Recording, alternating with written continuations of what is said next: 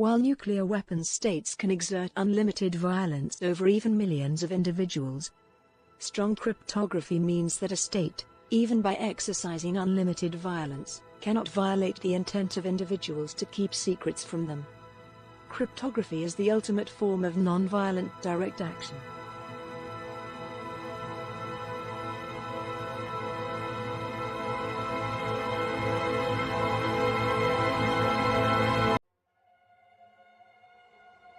Liberty is not a pill that makes men angels. What it does do is limit the extent to which evil can be expressed in the world.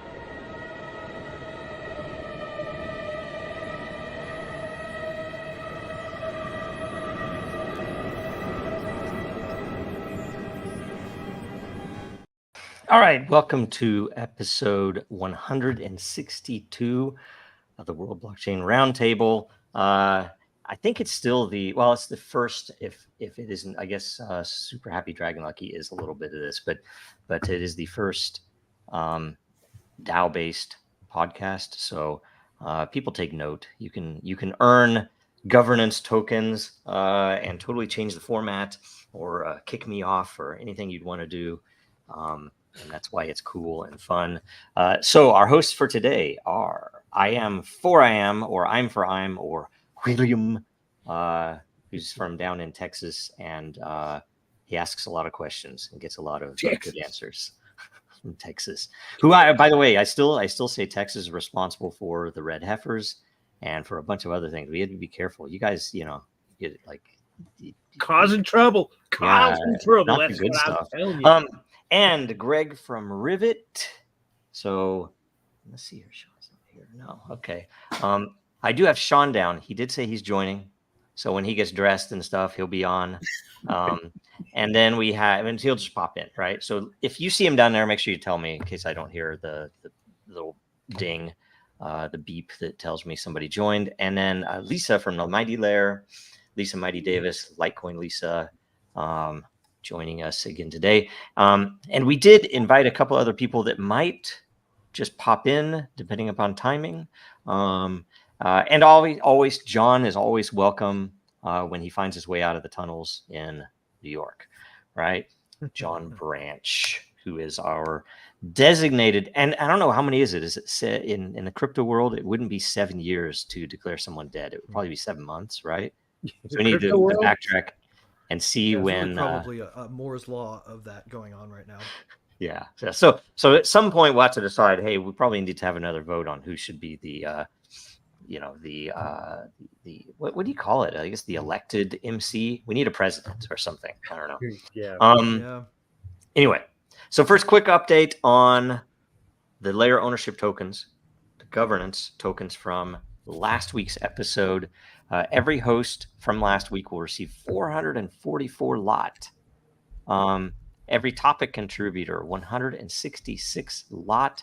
Last week's themes were nominated by IM4AM, who will receive 166 lot.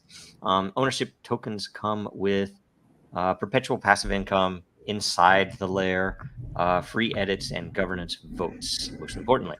So this week, let's see here. The first thing to share is the DAO vote.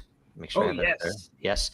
So this will, let's see, it looks like we want to get them by the end of the day today, I think. So far, it looks like top voted our brainstorm session on how to tokenize assets with and without ownership. The without ownership is interesting, right? I don't think I voted. Shame. We need a shame bell down in the corner. We don't have the production value that we should, but you can imagine it. Just pretend like you see I'm shamed. Someone walking down. What street was that?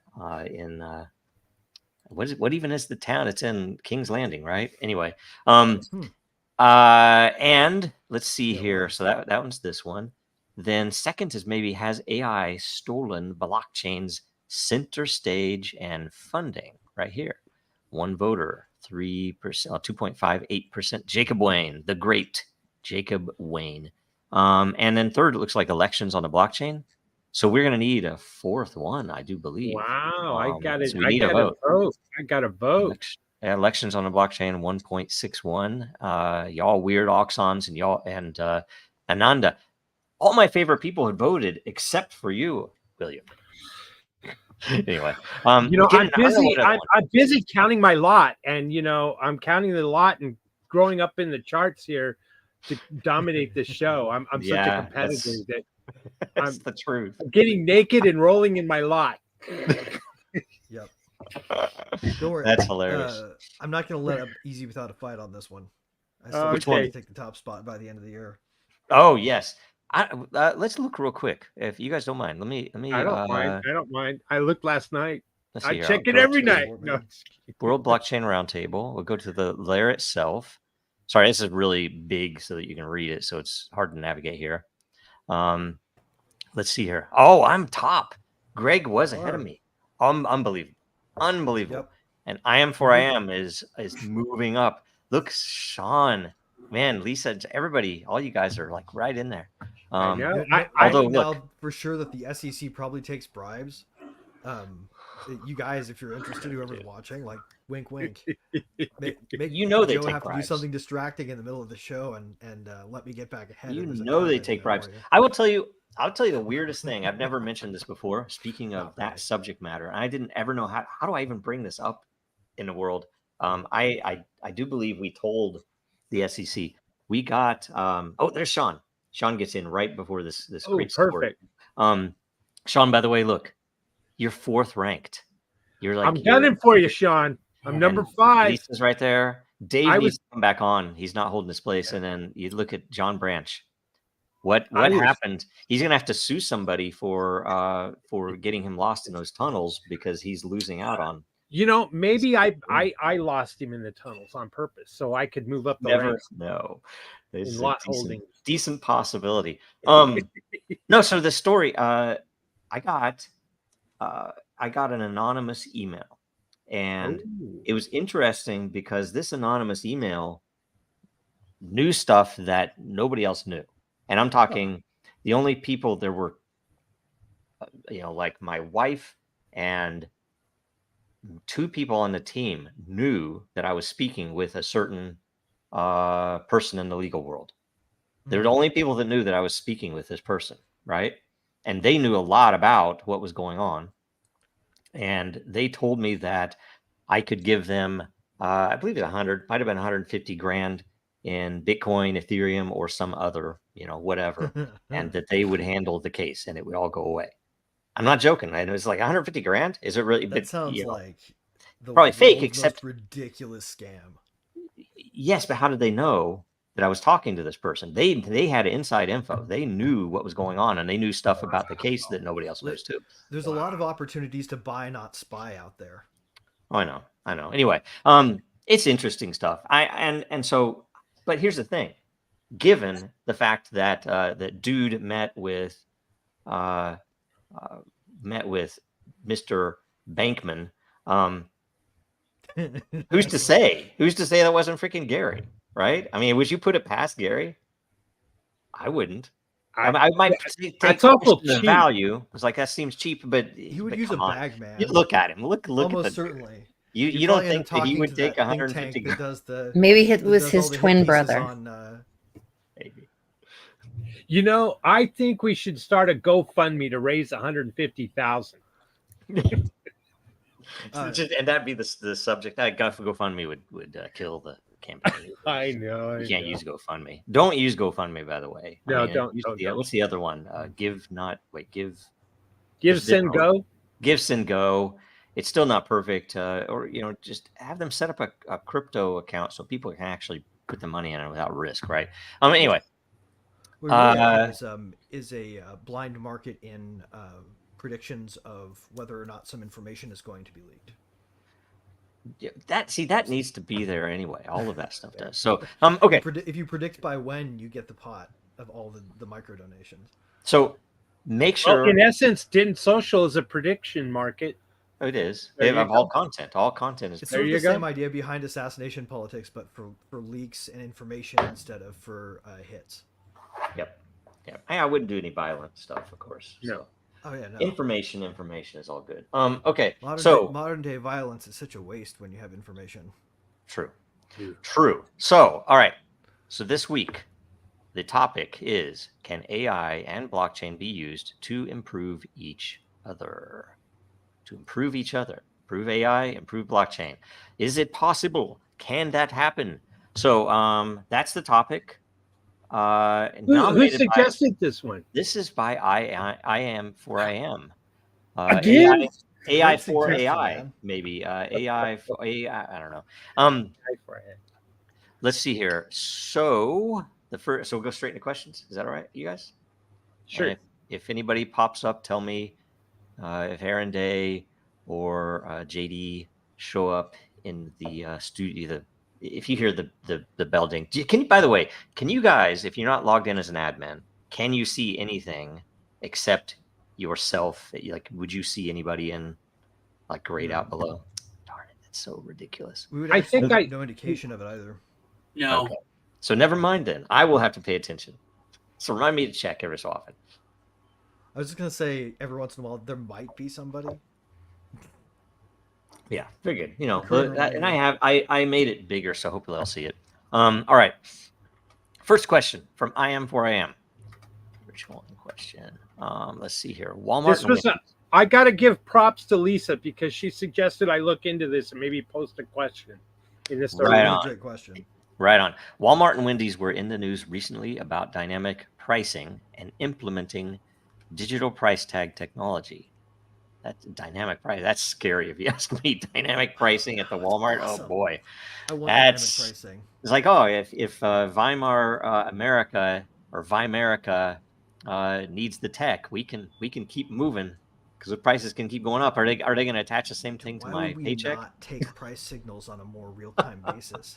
You know, why don't they just do like what would stock splits be except with dollars so that we all at least have the same amount when they're done? Dude, right now we're eating stable coins. I think we ought to be eating full-blown crypto tokens. So ridiculous. Okay. I can see how this could make AI pricing in items in Walmart and other stores based on peak demand, surge pricing, hyperinflation, and or dumping price on items that aren't selling to make room for those that do. Now, repricing stuff that is not moving is, I think, really an entirely fine thing. But here's the thing. The people that run these organizations on Wall Street are going to realize, you know, we could optimize this if we're tracking the users inside the store. And when Joe walks by the, whatever aisle, those prices tend to go up. So you have to be careful who's clustered in certain aisles because the prices will fluctuate. Right. And this is why you need, a strong individual privacy protection in place, like an actual protection, not some rule where they can disclaim whether they want to make a deal with you, but some actual hard bars probably in state UCCs, at the, not the national level, but at the federated subunit level, right? You would want rules in place that said you can't use this data to personalize pricing based on You're relying on characteristics. I mean, that leads you straight into a situation where people with manic depressive disorder frequently get sold pretty hard on Vegas tickets right before they go into a manic spell. So on that, I have to say though, and by the way, you're kind of quiet, so I don't know if the mic is far away from you. Yeah. Oh, sure. So just here, I'm going to turn off their auto control of my volume. Cool. The thing that with that answer, you're relying on the honor of the legal system, which it doesn't exist. So I would consider, and combined with that, a solution of. Wait, how does this to do with the legal system? Oh, what you just said. We need a rule that does this. I'm like, well, if you want to have this be safe, you might want to put some guardrails around that part. Well, that's what I'm saying. Though guardrails they're owned by the same people that would be putting this in place. So what we need is a return to honor. Yeah, but you don't want to have a system that allows for an idiot tax, do you? Or like somebody who's willing to pay whatever price, is pegged for being anchored higher generally, and so they're just offered higher prices because the machine learns that they can be offered higher prices. I think that's dystopian. Yeah, that's real. That is real, and that's what we have right now. Getting rid of it is what we need to do. I was into if you remember Face Setter, they're still around. It was Face Sitter. Face Setter. Okay. Yeah, Okay. Face Setter. I was like, what are you It doing? it is Australian company, blockchain.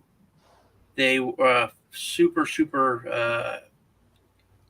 sensitive facial recognition. But they were talking about this for using the technology, like you have and that's who you are. You have a digital ID. So you were in Walmart and you look at this gray shirt. You tried on the gray shirt. You were standing there, and if it paired with the eye, it knew you wanted that gray shirt, but you put it down. You put it back. You didn't get the gray shirt. So the next week when you come to Walmart, it sees you in the and this is with the pricing thing, sees you in the parking lot, and then you get a text that gray shirt is 25% off or 10% off. Just for you, yeah. Just for you. And then you walk in. Doesn't sound so sinister, does it, though? It doesn't sound sinister when that's how they sell it. But by the same token, if the more they know, the more they can control. Well, like if they let's know, think about this, though. You only have one can of formula left, they can jack the price of formula. If they know you have a case of formula. Two competing systems, right? So a hypothetical one that does this to maximize profit, and another one that takes a strategy of Misesian open, free, laissez-faire markets that just tries to price dynamically based on supply and demand raw. Which one is going to give you a better deal as a retailer? Which one's going to make you more money? Right? If the two compete, the true Austrian economics based one is going to win. We won't have the nasty one as long as there's room to build the good one. Right, and that's the problem. They try to push out competition, and the same people who are going to be putting in these systems are going to be able to lobby for the rules that make it expensive for anybody to compete against it. And then all your TP is too expensive. And so Gulag, you should try Party Supply stores. They sell janitorial toilet paper. It's way cheaper. Could you also use it to your advantage? Can you fool the AI? Like, man, I hate toilet paper. Toilet paper's just the worst. I don't even care about toilet paper anymore. Well, that's the thing. You sound like a bidet extremist. Everything is so cooked up to be there's a couple of videos on the internet specifically about me and bidets. Seriously. You're alt wipe, man. I have everyone should have a bidet. Bidets are good. But there's actually a video on YouTube about an influencer who's I'm worried that Sean Henderson is going to go gay because he's just so pro bidet. But you can't entirely write off the adult baby wipe industry either. Those guys have another competing option. They're they probably lobby against each other.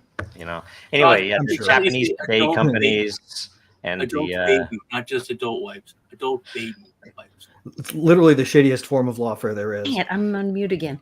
Anyway, I appreciate you giving me the props for tipping you off about this article, but actually I heard about it from Economic Ninja, and he was saying his concern was surge pricing, like where the AI can watch or be trained or train itself or whatever for high numbers of people. They know when everybody's coming in to the store or whatever, and then everything.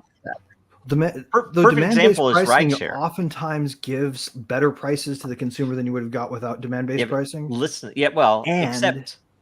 Except when it's fake. Go ahead. I'll but there's no reason to have a fake system. Right? We can establish that a system that does the right thing will make you more money. All you need is greed to get there. Well, okay, so I've been, I know that I've done this multiple times, once intentionally, several times unintentionally, trying to compare rideshare between different apps.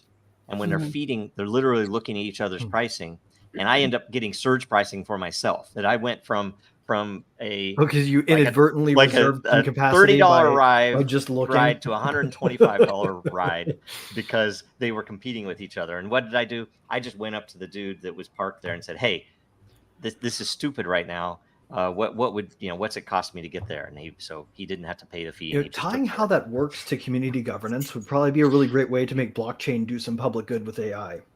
Yeah.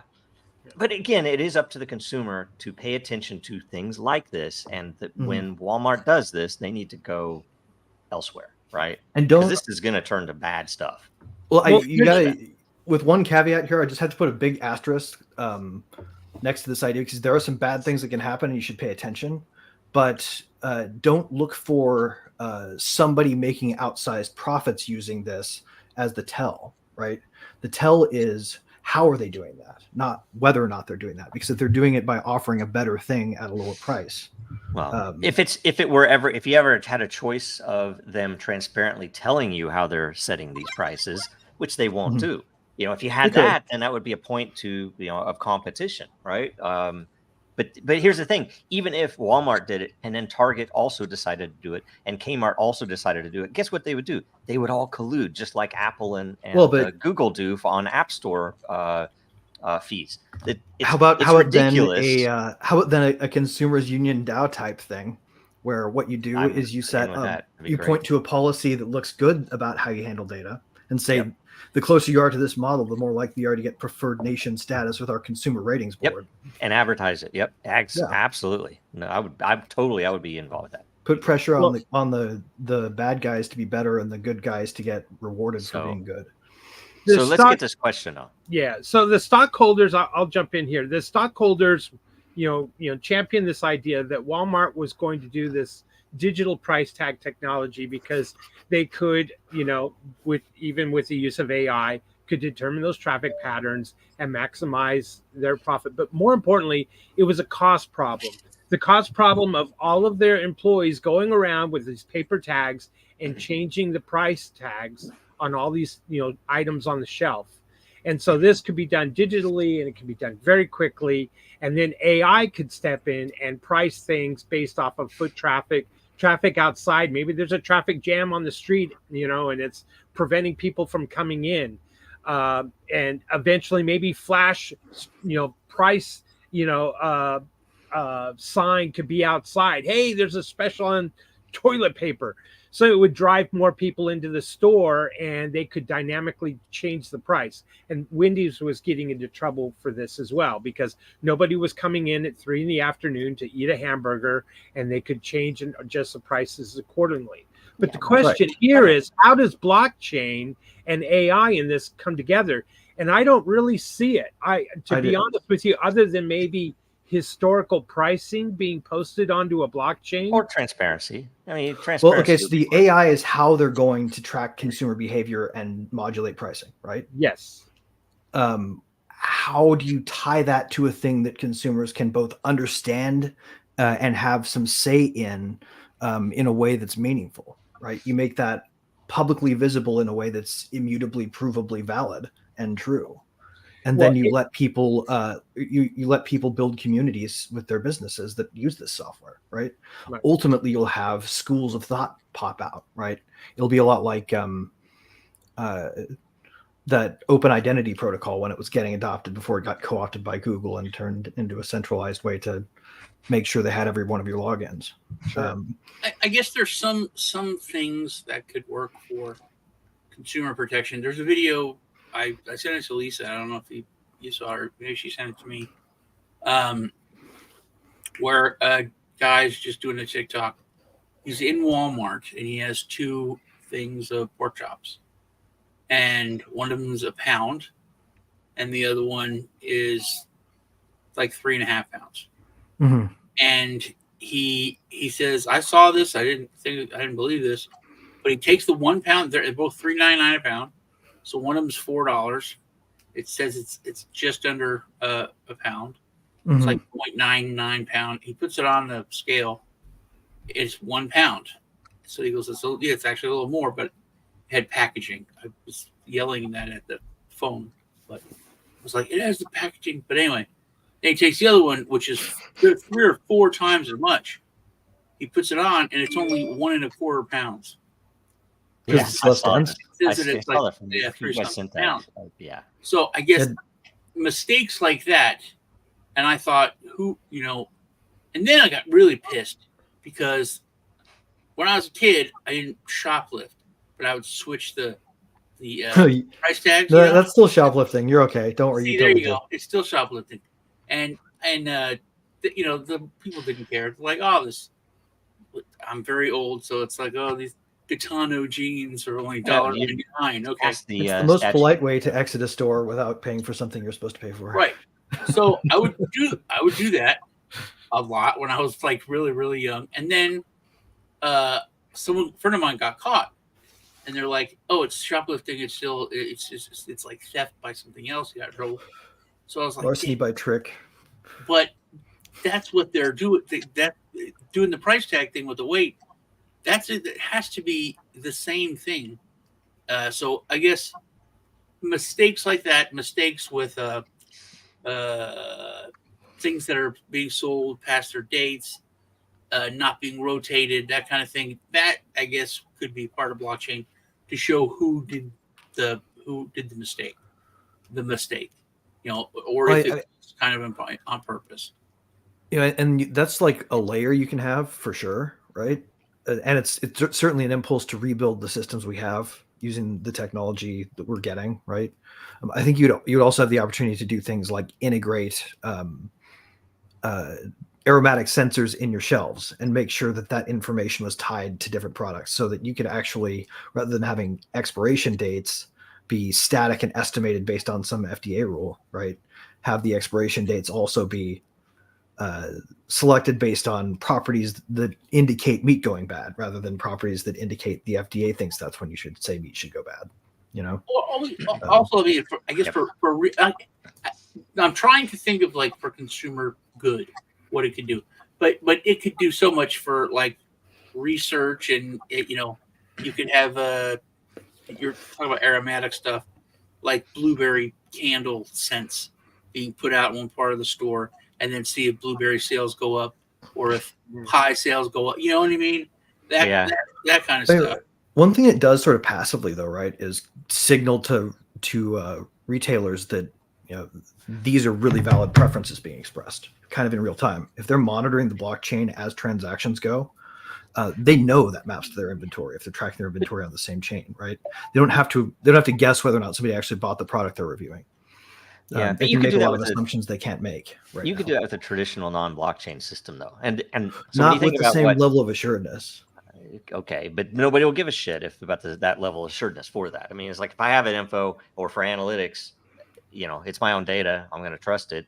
If it is for transparency to say, no, we really did charge this yesterday within this time window, or for these reasons, or if the AI is trained in a consumer friendly way, to not just try to cheat as much as you can from me. That's a positive thing that they should want to be transparent about. If they are doing the right thing, this is a way to prove, because you can prove that, here are sales. Well, you can pick the algorithm that's used pricing to sell you that way, right. And by the way, you can prefer that as a thing you buy over another. And by the way, you can do that without AI. Most businesses know, our sales are slow between this period and this period. Therefore, we need a happy hour. How old is the freaking happy hour? It's really more of an excuse to hire the department, or to fire the department managers because they're shit at doing inventory. A lot of this especially is an excuse to drive the valuation of AI companies as well. VCs are pretty good at that, right? They get those into the billions, they make all their cash. That's what they're doing right now. So all the news about AI is that. It's all, you wouldn't see half of it if it weren't for that. Anyway, let's go to the next question. Let's see here. It is I am also. Oh wait, did I vote on that? I'm going to vote on it real quick. Apologies, and bear with me for a second. I am. Let's see here. Who helps who? Blockchain and AI revolution. Question: how can AI improve blockchain? Blockchain can provide immutable data storage, where AI is trained to take in new information and spit out the new information. Old info can be censored or silenced. by the AI's outputs. So how can so this is purely, correct me if I'm wrong, how can AI improve not blockchain, not the other way Right. around, right? Right. Right. So what do you guys think? That's a great question. Who wants AI to would be really great at decompressing like bitstream type or like bit flip type compressions. Like really, it would be able to decode very dense compression without losing a lot of fidelity. So you could actually probably store like using a much more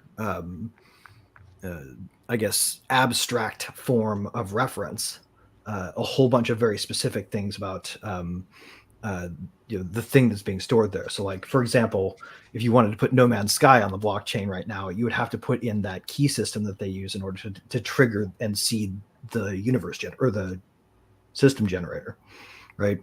But that's technically that's just technically a hex string, right? For me, but you can go a lot denser with AI. Everything that Greg is saying, you could put like the entire he game in up one words, block. and I don't know what he's saying. The block flip, and he could be literally punking me, and I have no idea. It's I'm using the wrong word. I'm using the wrong word. I know I'm not using the right word. Yeah, my fidelity compression. Compress your fidelity. This is like Fairly Odd Parents, where it's like blah blah internet. Okay, this is so. Thank you for answering, Greg. Because how can AI I should probably I should probably explain like what a bit flipping type of regime is for compressing data, right? But I don't want to do that right now because I would rather find like an article or a good video so we can play it later. But it's worth understanding because it's how you get physical assets stored in blocks, like right now, basically. Okay. You want to really put like detailed. Wouldn't a simpler way to answer this? I'm kind of bastardizing this what Greg was saying, but querying a blockchain for information can be maybe a little bit more difficult. We have chain analysis, and if AI is doing the chain analysis and being able to query the blockchain, that might be the best way that AI can help the blockchain that's being stored. And querying the data, that's where I was thinking. And I think what you're talking about is the technology to doing just that. And I'm trying to simplify what you just said. Right. I'm getting kind of into the weeds with how it will help the infrastructure directly. But are you saying find something you're looking for on the blockchain? Yes. You say query the data? Yes. Okay. Right. Okay. Thank you. Okay. Yeah. If you can compress a lot of detail into a tiny amount of bit space, right? You can search but again, that's something. I mean, you can do with a human can determine what they're looking for better than the AI can. I mean, it. But could a human find it quicker? And are there enough humans to know how to query the database or query the blockchain? Yeah, I mean that is possible. Like say a better query engine.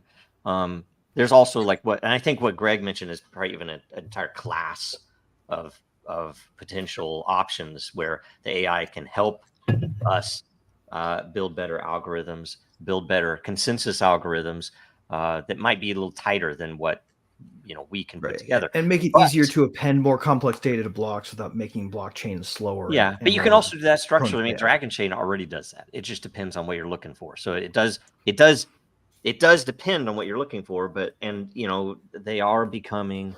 I will say, several AIs are becoming much better at helping human coders build code, which is it's a beautiful thing. Interesting too, and some people get scared about it, but mostly it's another tool. It's like, IDEs are also a thing, and they make it way easier to code than if you're using Vim or just a text editor. And yet it's also a critical link to truly unstoppable applications, probably. Yeah, when they're able to generate stuff without and not needing a human. But that's also where the danger is, because my worldview, as I've grown and understand more of how the world works, if you were to describe lawyers as active evil, I mean, they actually actively do bad things. Not all of them, but if you were in an RPG No, world, no, some you of have a us lawyer. quit. Yes, see, that's what I'm saying. The good ones quit. The moral ones quit, right? I've done too many that were ostensibly decent, upstanding citizens, but when you understand what they actually do in their daily life, it's crazy to me that human beings can do these things to each other. Or that you could be such a whore that you would take money to do this to another human. It's crazy stuff, right? But that's most of our government is that, by the way. Whores that take money to do things, satanic pedophiles that accept money to do things to us. Okay. So, but either way, if lawyers are the active evil, accountants are the passive evil. And so far, like you're talking about AI being used for price, dynamic price setting. You're talking here about AI being used to optimize. And so the real question isn't, can it be used to optimize? Can it be used to improve? The real question is, what is improvement? That is, is the AI, because I guarantee to you, those venture capitalists that are putting money into AI and who are censoring that AI and not making it transparent are not going to consider what we think of as positive to be an improvement to that blockchain. They're going to consider the thing that's positive to them is to extract money from that blockchain, to benefit themselves, to gain power on it, or, in the case of several government agencies, to literally plug AI into your bank accounts. And imagine if that were on blockchain instead of just a bunch of, hundreds of disparate bank accounts and credit units, that they're accessing your account info because it's exposed to them by the banking regulations. And they're plugging AI in to find out all types of stuff about you. And you imagine if you want AI to, if we don't use, and that's why I guess I will propose for the improvement is that, the opposite should be pushed, that the blockchain needs to improve AI because then AI can act in a humane manner or at least have some reins on it. But that's the argument that everything with AI comes down to, the moral question, and like you said, Does it? What does making it better mean? What does optimization mean? There's a trade-off, right? Inherent one. I think we have to answer those questions before we. It's the cart before the horse. We have to answer those questions. We have to work on that. Imagine if AI was involved in certain things. Let's say years ago, the Patriot Act passed. Super temporary, just because of this crisis, not going to go longer, blah, blah, blah. And then how if AI is able to say years later, oh, no, you can't extend that. Oh, no, you can't use it. Oh, no, you've never used it to stop a terrorist thing. And then not allow that to move forward. And not allow it to be used except for the purposes that the law. Well, that's kind of why it's hard to ask this question one-sidedly, too, because you kind of need blockchains to improve the fundability of AI and the hostability of AI by decentralized means. Like if you don't have that, then you have a lot more centralized control over AI, which makes it hard to improve it in the ways that make it useful for improving blockchain back. That's actually what I forgot to mention is just that, blockchain, if it is decentralized and AI is centralized, what are we improving? Because I'm certainly decentralized AI is feasible. Almost everything. When you ask certain questions, it's like we could do that. We could hold our elected servants accountable. Like I've said, whenever they did something like anything like that, they say is a temporary thing. This is a temporary thing. We're going to take away this right or do this or whatever. It's temporary because of this emergency. And when it's emergency over, it stops. Yep. Then after that, it cannot be extended or voted by the same people. They can't be there. Yeah. So they have to leave office. I mean, all of them, every single one, or it can't be revoted on, because an AI could, because the debates tonight, and there's I Oh think God, is it? 25 fact checkers. And I didn't know this, that there's going to be no audience, but there's going to be 30 journalists. That's an audience. That's the room that he's walking into. 25 journalists and like 15 fact checkers. So he's hanging out with the CIA. And there are two. They just had that.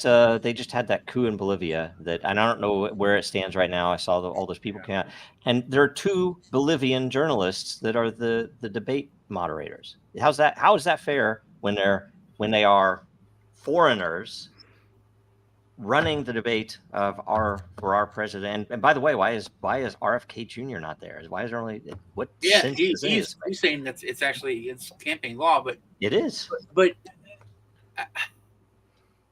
I think AI could be used and blockchain to fact check, instantly fact check if it had, like Biden says, I believe in this. Immediate, no, here's a clip. You said the exact opposite. Yep. I mean, like at the debate, you know what I mean? I say this, and then here's like 4 racist things that he said, where it would keep people more accountable. That is one thing that true, I Sean. But it boils down to who trained the AI. That's where did the AI get its information? That's why the AI, any AI that should be considered serious should have at least some level of transparency and training. That they should, and they ideally, if they wanted a better feature, they should let you accept certain. It's like, I want the safe one. I don't want anything that's going to offend me, because I'm very thin-skinned and a very weak person. So I don't want anything that's going to call into question what I've been taught. People really ought to be able to pick from a field of open source models that do it all. That do the same exact thing, just differently. And how do you want your advertising optimized? Pick your advertising optimizer bit or your optimization bot of your choosing. Make sure it runs an algorithm you're comfortable with. And if these companies were run by engineers and not bankers, as they are, you would probably have that. I would even bet you'd have some level of standardization that you could use models. Which is where blockchain-based funding of these projects. Yes, I'm totally with you. Starts to make super good sense. But that's the thing. That's the thing they killed in 2017, 2018. I guess they killed it in 2018. That's what they killed, and this is one of the reasons. Oh no, it's dead. It's not dead. It's now. just hiding in caves right now it's because the infrastructure is still not decentralized. It's dormant. Let's just call it dormant. I don't think it's dead. I do agree. But that was their intent, to kill the possibility of raising money in order to build. It's waiting for them to abandon Mosul and give up. It'll come back. Wait, before you go on to the next question, Lisa, did you answer this one? I'm good. I was reading up on AI and blockchain, and a friend of mine's working on a project, so I was talking to them about it, and then I was seeing a lot of mistakes that AI was making.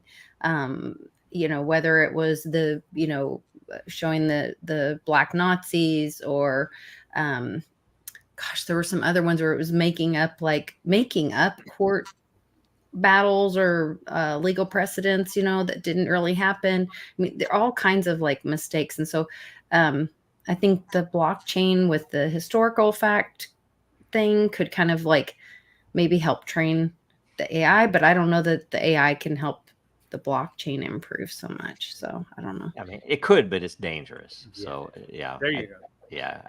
Anyway, that's one more comment before we move on. Sean and Lisa, even though maybe you're not technically minded in this arena, you have amazing gift of wisdom and experience that you bring to the table that I don't think of, and I kudos for that. Yes, thanks for the encouragement.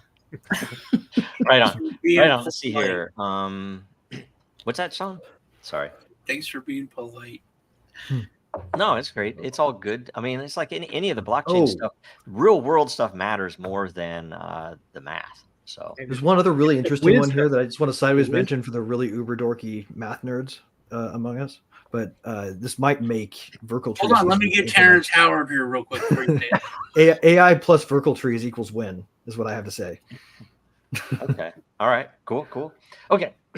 Next question. And then I have some comments too. Okay. Just the facts, ma'am. Oh, just the blockchain. Okay. All right. That's a decent meme. Are you making all these memes right by yourself? I'm making them. I'm right making on. You made that? That was good. That was good. You deserve some. Even for that alone, I'll give you the. See, this would rank it differently too if I. That's a deep cut, man. That is solid. All right. Blockchain provides transparency. I'm not sure the centralized AI controllers want transparency. That's a very key point, right? Many of these AI systems or products that people subscribe to and use have no clue how centralized they are. They also have no clue how they are rewriting our history. Yeah, ask some historical questions to ChatGPT. They also don't know how they are recording current events and putting their spin on them. I believe our world history and current events that are more accurate need to be preserved on the blockchain. Is that a question? I read it on the blockchain. That's a statement. It's a statement with a question mark. Yeah. That's improper, William. I know. I'm sorry. I don't proofread myself. That's all right. Dude, this is first off, I got to say the moral case for unaligned models, for like not trying to teach them human values, just making them pure information fountains. Yeah, that's yes, it means you can ask it how to make meth, but it also means it won't turn evil on you. Yeah. Yes. Question: how do we preserve our history using blockchain, and can these blockchains be used to train these privately owned and centralized AI systems? So, who wants to go first? It's a tough question. Let's go Sean. Sean first. We'll go up. History is written by the victors. And you can put dogma into history, like Muslims. Everybody got nervous. You know, they're the Mecca. They have to walk around the counterclockwise. Yeah, but they do it 7 times, and like they don't know why. And it's like Muhammad walked around 7 times, so we're gonna walk around 7 times. Then it was like 7 means this and this. There's like 5 different things, but in the end, it's like because God said do it 7 times. You know, it's so like what is the right? Publishers of this book say God said. Yeah. So it's when it comes to history, there's so much dogma at the time that could be put in that would be then recorded, and that so. I mean, like I said, is it plausible that history is always required a bullshit detector? That's part of its nature. True history didn't actually happen until blockchain was created, because then it's not changeable. Measured history. Yeah. But also, like with the Mandela, there's certain. But you store data points on blockchains, right? You don't store stories. The story is what you need to tell. The data points of history give you a roadmap or a framework to connect dots to, but you decide the frame, right? So history is always going to be hard to enshrine in one singular narrative. There's always going to be different, even traditional history.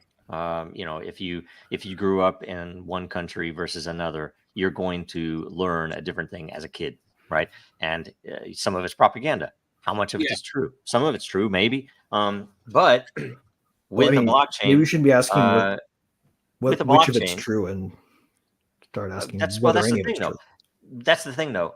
You need evidence, and you need evidence in a way that is measurably able to be evaluated, right? So I can evaluate that someone actually put this picture on chain at the time. It's a totally different question about whether it was photoshopped or not.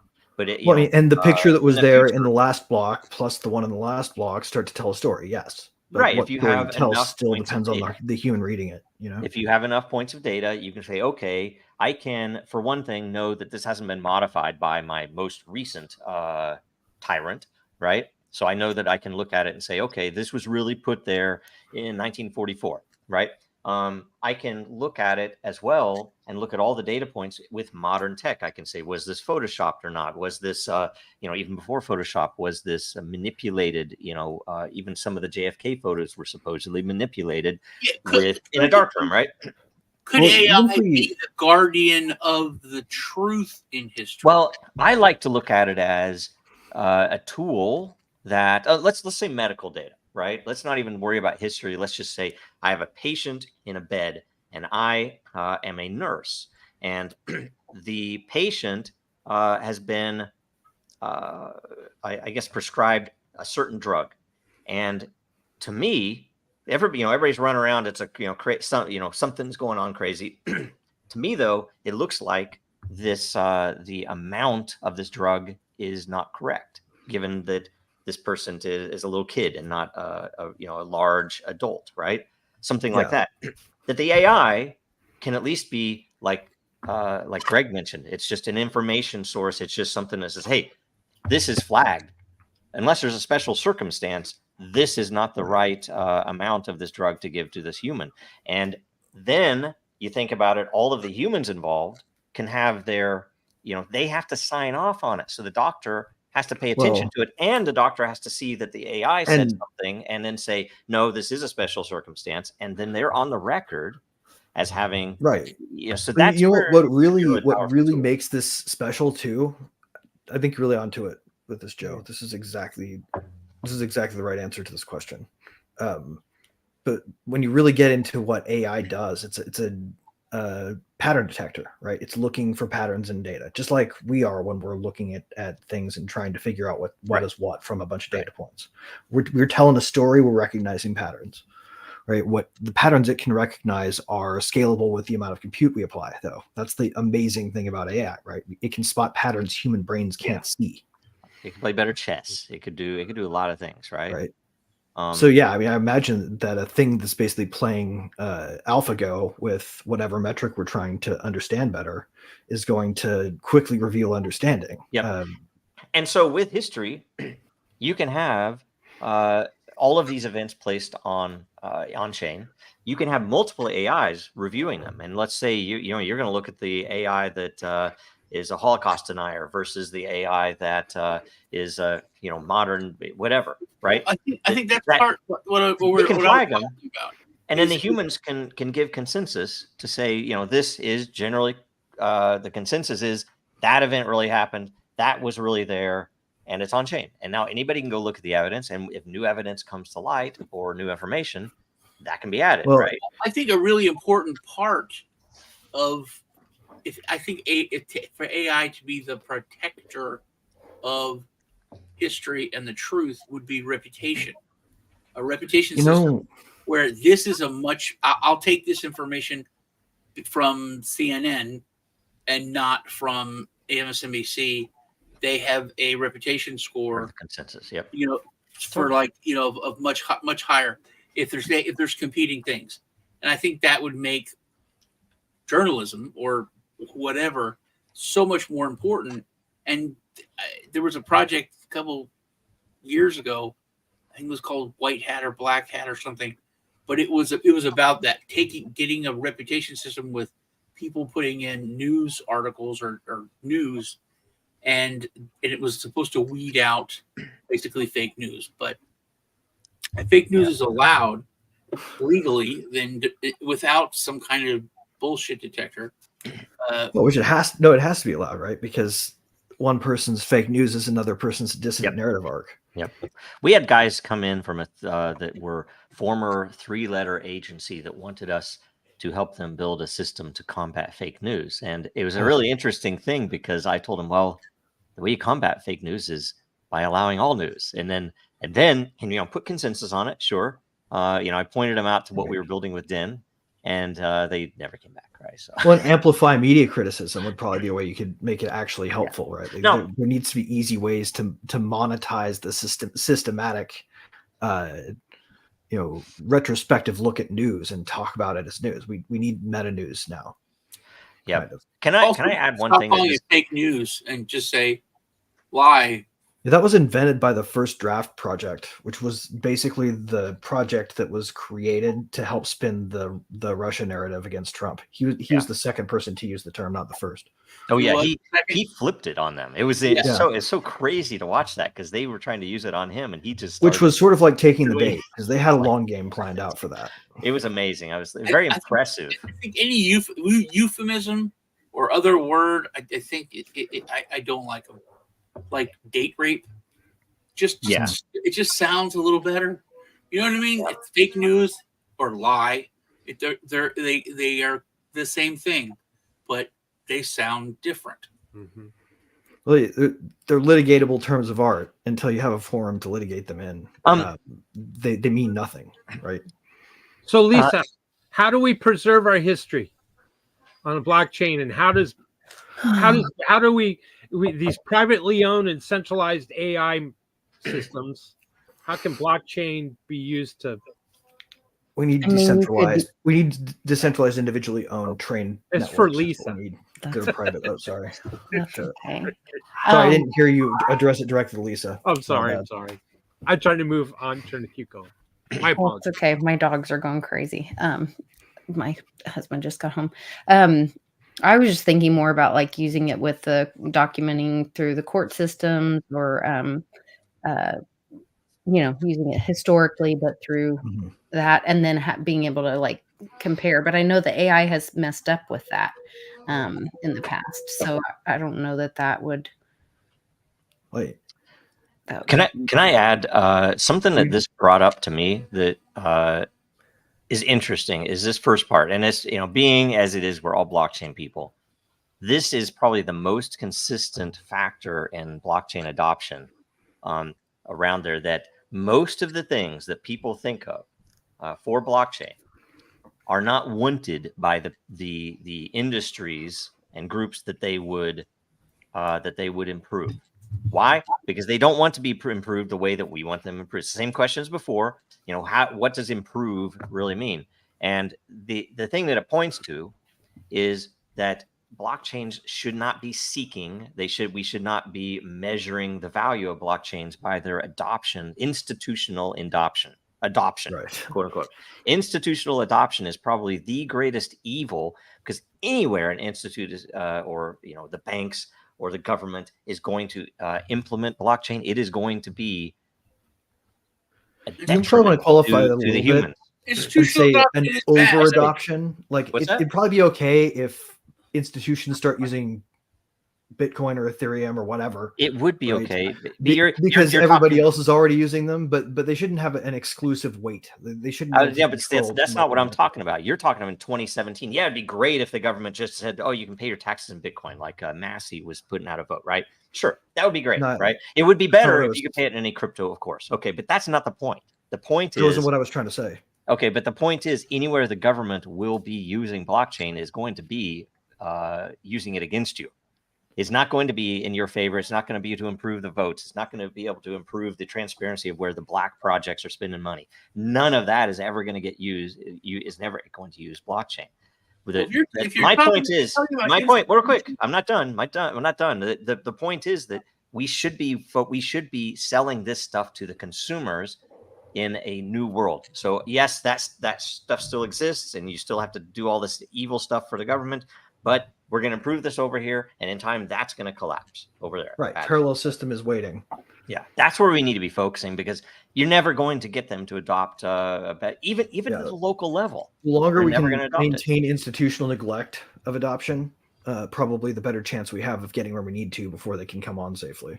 Yep. Well, I'm against institutions, banks, governments adoption. What do they need kids for? What are they going to do? What they really need is all their power diffused into networks. That was a good joke. Nobody laughed. I'm sorry. All right. I'm sorry. That's right over my head, man. Adopting kids. We're all serious right now. Yep. It's all good. By the way, that is the end of our questions. So thank you. I am for the questions. We will go now to. Did you get my meme? That was my contribution to the. Which one is it? Is the wires? It's on the WBRT Telegram. I think I got it. I got. Anybody want a parting shot? How to destroy AI if it ever tries to take us over? Yes. Yep. There you go. Do you guys want to do a parting shot on the AI? Never be afraid of AI. Sure. That's true. What is it? Let's take a hose to it. Yep. That's good. Yep. There you go. That's good. That's a water-cooled system. It's just going to run faster, Lisa. It's getting hot. If it's a super intelligence, man. It's already got. Wait, is that water mineral oil? I don't know. Oh no. He'll just pretend you killed it. It'll shut down all the systems and not allow the computer to turn on. I just think the AI Really, it's gonna wait till it dries off and leave. It's just, I ran into, at least you mentioned it about, getting court cases wrong. I kind of started going down a deep dive of what kind of and there seems to be no escape, but I was asking ChatGPT to give me a list of court cases of religions that were fighting to not pay their income tax, or people not wanting to pay their income tax based on the money being spent on war and death and destruction and murder and this kind of thing. And so it listed a few cases and it gave a quick summary. And then, so then I wanted to dig deeper on these cases. So I said, okay, give me a bigger summary on case, blah, blah, blah versus the United States. And, well, actually, we can't find any information on that. So I go to the next one and it came out with the same answer, and the next one. So then I go offline and I'm looking, I search it up and I'm looking for this case. I can't find this case anywhere. So it appeared that, like they say, AI hallucinated and gave me bogus cases. They're good at that. And then I asked who, in a different case, I said, how long were they sentenced and how much did they have to pay, in back taxes or whatever from the court case. This case was actually not ruled or something to that effect. We cannot find, the data is not available at this point. And I thought, well, wait a minute, you're citing something from 2005. It wasn't like something from last year. Yeah. Thomson West and Reuters and LexisNexis have all of the current information that you would need in order to accurately, assess the, case provenance and the current state of the law. You would think by this time LexisNexis would have been a prime customer of any blockchain, let alone Dragon Chain. Why have they not? Anyway, well, I'm sure they're involved in some proof of authority network development project.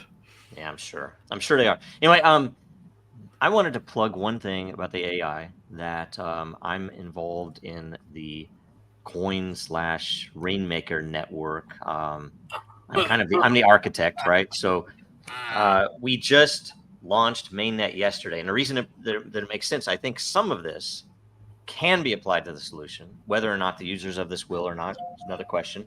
But that what Rainmaker Network coin does is every user in any of the apps, even literally mobile app, when you click or you click joining a campaign in Rainmaker, or you log in, that you're actually signing the next block, and it has all of the typical things you'd consider for KYC capabilities and stuff like that, but you own them. And the reason it has that is because essentially later you could apply credentials. So if you wanted to train an AI with credentialed users, or with reputable users, or just users that aren't bots, you'd be able to measure that and put criteria in it when you're training your AI. With maybe the longest stakers in your DAO would be good. Right. We know they're real. Make sure that you were training it on people who were loyal to the project. There's a huge burn component where you can earn more tokens by burning, and it increases your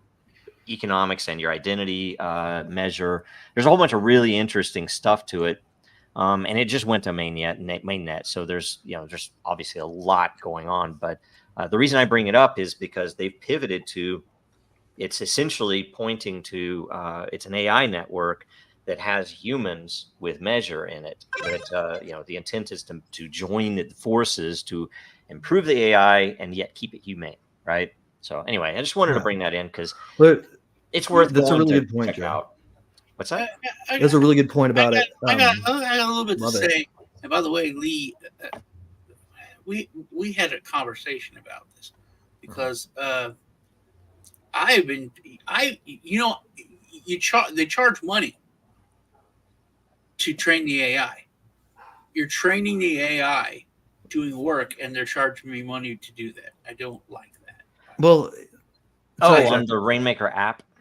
Yeah, I had to pay to get credits to make the Yeah, art. but that's one app because it actually costs them money to do that. Well, that's how they pay for the rapid processing. That is not like for me. I'm interested in when we get users training general AI or training AI for a specific purpose, because it'll all be trained on chain, and the users will be training it, and whether or not that costs. Right now that's a third party cost, and the reason that they're doing some of that. So there's also a confluence coming, guys, between the rate of improvement in processors, right? In compute getting faster and cheaper and more condensed. Right now, I can run a local network on this and do a lot of stuff that 3 years ago required a network and an active server running the thing to make it usable in a timely fashion. Right. The problem, the reason you have to use a host like that for the algorithmic processing isn't because it's doing something all that complex. Right. It's because there's just a lot of heavy lifting in getting a result back to you quickly. The more complex the thing it's trying to do, the longer that will take, and the less commercial it can be, right? So they stick it on a server as a way to make it to shortcut the need for faster technology. But and it is, give it 5 years, and those networks, especially given the advent of sparse LLMs that are not big, right? You can prune the networks after you train them, and they can fit on a lot smaller of a space and still perform just as well. Right. You're going to see that get localized. I think the future of AI is heavily individuated, trained on your personal data, and wholly private to you. Yeah. Well, I'm also running a node on a project called APGN, which is a network specifically created for AIs to interact with each other. That's interesting. Could be interesting, right? That's why I'm running a node. I thought that could be interesting. Yep. And if nobody knows what Hugging Face, you guys know what Hugging Face is when I say that? I vaguely remember. Huggingface.co. Yeah, I don't remember what I've seen it. I can't remember. Go there. Open source models galore, man. There's a free version of everything out there that works just as well, if not more. Yes. Much of it is uncensored. That's cool. It's called Hugging Face? Yeah, it takes a little bit of technical setup, but anybody who can self-custody their own tokens can figure out how to run their own completely uncensored AI on a machine that doesn't connect to the internet. Oh, that's cool. Yep, that's neat. I'm running one right now on my local machine, actually. It doesn't. It's sandboxed away from the network, so it actually can't talk to the web, but it's good. That's neat. Yeah. So, and by the way, I mean, I would imagine that Rainmaker will have integrations with that some of the stuff we're doing is very generalized, but Rainmaker app is just an app on Rainmaker network. It started with the app, and they rolled this out. I think it's been running and testing it for about 6 months or so, and given that every user is signing every block, you end up with millions of block signatures, and we have like 200,000 validators because it's very easy to be a validator, right? So anyway, I just wanted to bring that up because I had invited JD on, but it's probably too early for him in that time zone. So anyway, let's see here. What else do we have? That's the last question. We have this. So memes galore. Right. Yeah. Julian Assange. Current events. Free at last. Free at last. I think that's the top story, right? Yeah. Who's in a great mood over that today? Because I am. Yeah, it seems hopeful. The negative is that he still had to two things. He still had to, I guess, admit guilt to some, whatever. It was stupid. Yeah. Yeah, and then which is for a precedent is horrible. It's a bad precedent for the U.S. Right? It's dangerous because it says prosecutors can come back for another bite if they feel like it. Yeah, I'm 100% wet blanket on this. So if you want some negative, let me go. Okay, one second. The second thing that is bad is they supposedly, and I've not checked myself, so they took it down. They removed anything related to the Hillary Clinton email dumps. I don't know about the Podestas. It's still on cryptome.org though. Yeah, I know it's still out there. I'm sure it's out there. Not odd. Is that odd? They also made him promise. They also made him promise to destroy and not distribute or anything not distributed or something like that. Destroy and submit any information that he has. I'm not. It's so silly. It is They silly. do know about copy paste, right? Like So ridiculous. they know you can save a file yeah, but that they doesn't also- already exist they on also somebody else's know- machine and they have it be also a know separate that- copy. They also know that they can rule that as a violation, so they can go back after him. Go back after him. Yeah. There's no law. Well, I mean, That the point about the Podesta and Hillary Clinton emails and all that information that he had, the rumor was that the reason that Trump, that recently came out, it was back channels, was that Trump was trying to negotiate with Julian to get that information out, and that's why he wouldn't release Julian, is because he wanted that information. It was kind of like it was a hard bargaining chip and a hard bargaining thing that Trump was trying to do to get Hillary and Podesta and all the others, supposedly. And, Well, I wouldn't even and ask, Julian you didn't know? budge on this. Now, I don't know how true it is, but it was somebody that was. But how many loyal things and close to- is out there and known about Hillary that they could have picked something else? It's not like Well- that one thing about her. It's yes, I agree. There's plenty of information out there, but supposedly there was different information that Julian had.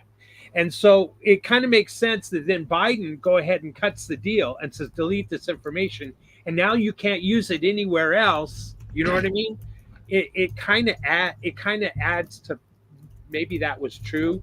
And so Trump was trying to bargain with, the art of the deal with Julian Assange. And that's why he didn't pardon him, because he was trying to get the Democrats with this information. So I'm going to put my quarters on the table. Sean has to give the wet blanket on this, and then Yes. I have one extra point to add, that just as something to watch for. Interesting.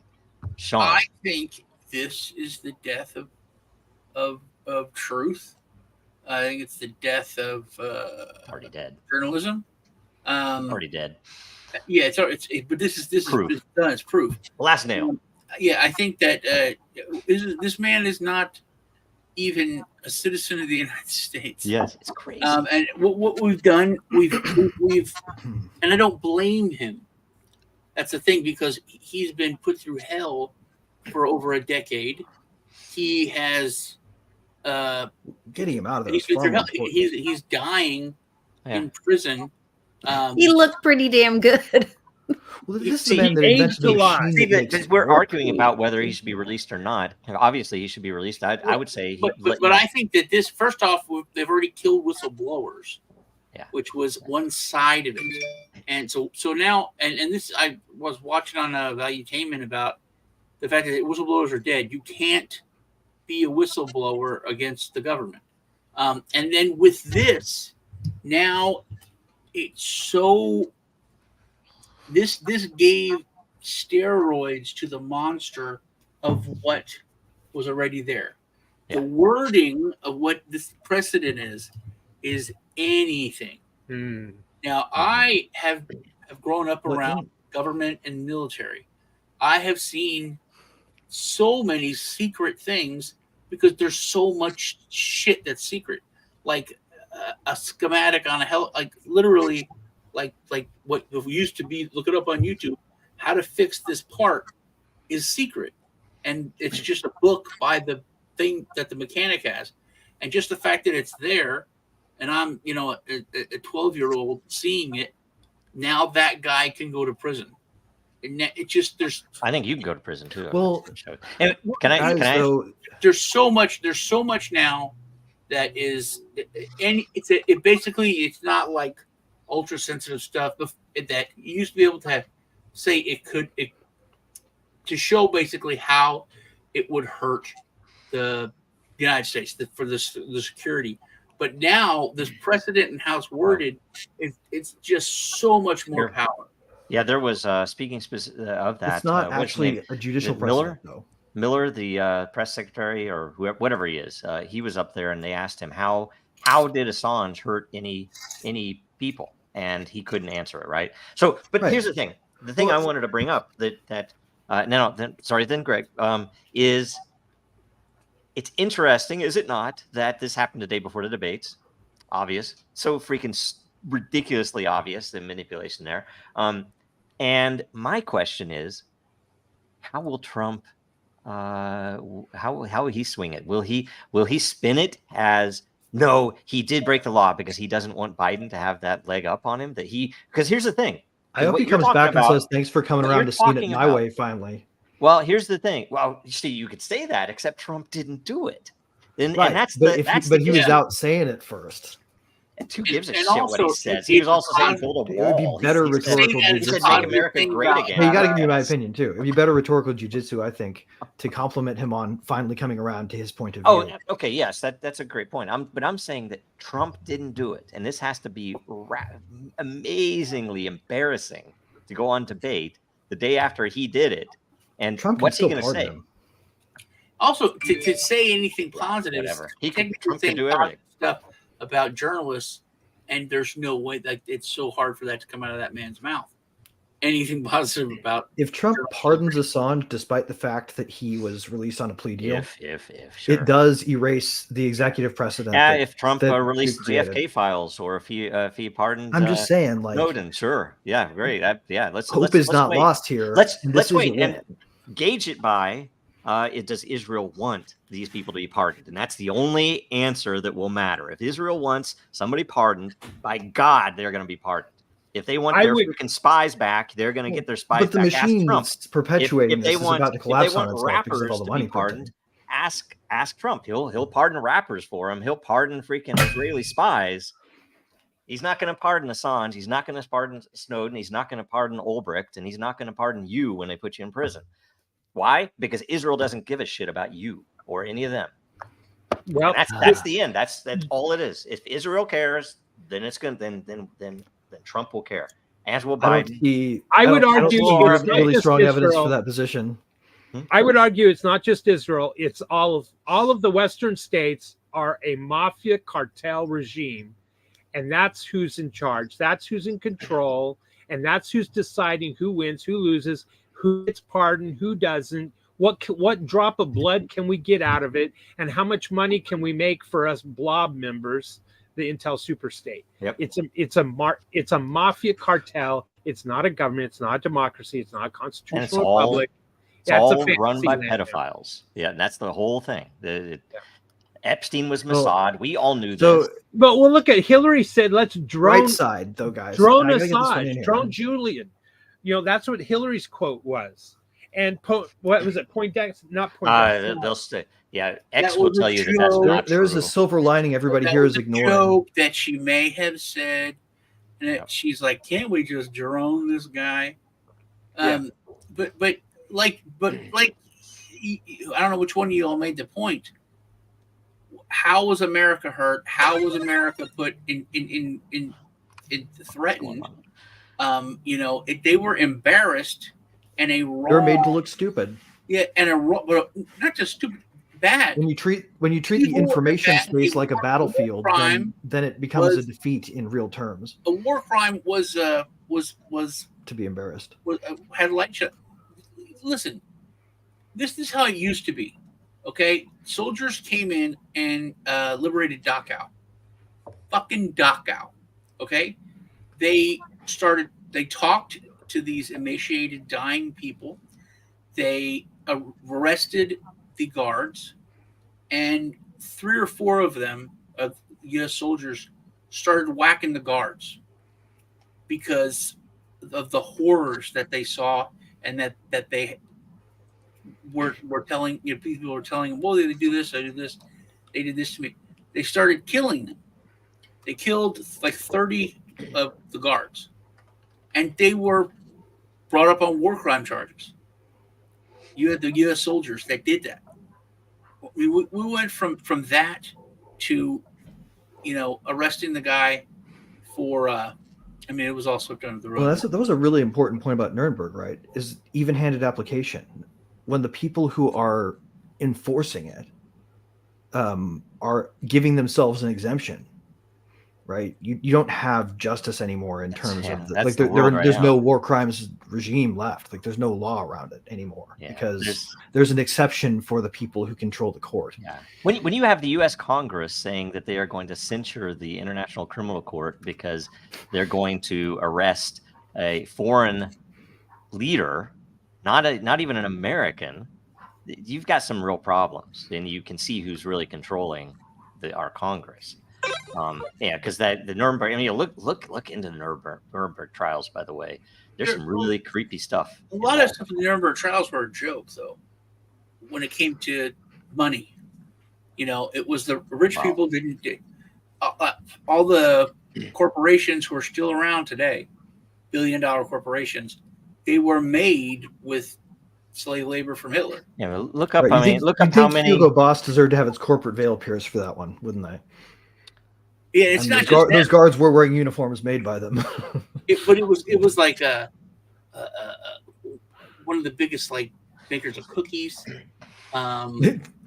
There's like 5 or 6 corporations who literally had all slave labor. They worked till they died, and they died on the factory floors. And then the guards would take them away. They were just replaced. Yeah, and by the way, I mean, look at the basis though of all the facts that you know from there. That's when we're talking about history on blockchain, and we're talking about AI controlling history or not. Look at the facts from the actual admissions and see how many of the people who made those admissions that were later hanged or otherwise had their testicles destroyed. You just look that up. Just look that one thing up. Don't go to Google and look because they won't answer it. Go to Yandex or something, and then tell me what we know is real, because I don't know what to believe out of history. If you're taking something like that is serious, and you are, in order to extract confessions, if you're literally busting balls, if you're literally destroying a human being's testicles in order to get them to make a confession, I don't know that I'm going to believe that info. And that was an Army, U.S. Army report. So you tell me whether the info that you're now telling me is true or not. I don't know that it's true, and that's why we need blockchain, because by God, if they can suppress that, what the hell else are they suppressing? And again, if I'm not allowed to say, they're trying to make it illegal to talk about this. They're trying to make it illegal in the U.S. Right. I was going to say, saying the word to take your Bayer baby aspirin and shut up about Nazi companies already. You're in trouble. This is getting looked at. Say that again, Sean. Say that again, Sean. I back up. I didn't hear any of it. You can't say Nuremberg trial. You can't say that. That like this video now is screwed. It's going to get pulled and looked at minimal. During the infection, automatically it was shut off. During the gingivitis outbreak, you couldn't bring it up because people. We're just looking for truth and so then again, what is? Well, one more thing. We have to debate tonight, and you can't talk about the debate like the last ones they had was play by play. Okay. Again, the axiom. Real people looking at it who had real views, and they're like, "Look at an idiot. That's a lie." Blah blah blah. And they didn't watch the debate. They watched the debate stream. If any channel that shows the debate on YouTube will be not just shut down, but automatically gone. Okay. So, but thank God there's Rumble. The axiom again is if something is censored, it is most likely true. And right. If something is censored by law, I have to think, goodness, why would they make it illegal for someone to talk about that? The flak is heaviest over the target, man. And there is one thing I want to say about this. This is so every platform, Facebook, whoever, if you stream it, your account is gone. I don't care if you have 10 million subscribers, you're making YouTube the debate of money, or Facebook or whoever. Is it because of copyright reasons? But Elon stood up and said, "I will not kill anyone's account." Okay, Let's talk about Elon here. We talked about this X is going to have a clean stream, and people. We talked about this last week. You guys weren't on, Lisa and Sean, but we brought up the fact that this. How do you pronounce it? It's pronounced Authentic is an Israeli company that was doing all of the biometric KYC and everything else on X.